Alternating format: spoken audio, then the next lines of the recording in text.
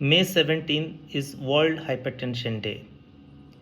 Controlling hypertension together, check your blood pressure regularly and defeat the silent killer. আগে egg না আগে chicken, hypertension থেকে kidney disease হয় না কিডনি ডিজিজ থেকে হাইপারটেনশন? ইয়াং ইন্ডিভিজুয়ালস এবং এল্ডারলি পার্সনদের যে হাইপারটেনশন হয় সেগুলো সাধারণত কিডনি ডিজিজ থেকে।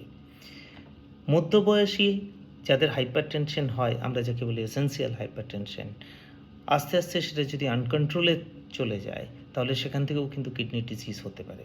হোয়াট এভার দ্য রিজন, আপনাকে ব্লাড প্রেশার কন্ট্রোলে রাখতেই হবে। 120-র নিচে রাখলে সব থেকে ভালো।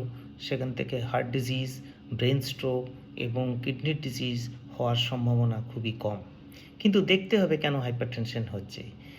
অনেক কিডনির ডিজিজ আছে যেখান থেকে হাইপারটেনশন হয় এবং সেটা যদি ডিটেক্টেড না হয় তাহলে আস্তে আস্তে কিডনি নষ্ট হয়ে যাবে এবং ডায়ালিসিস বা ট্রান্সপ্ল্যান্টের দরকার হবে।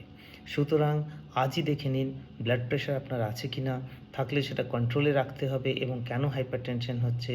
Reduce your salt intake, reduce your weight, do pranayama, yoga, and take doctor's help whenever is necessary.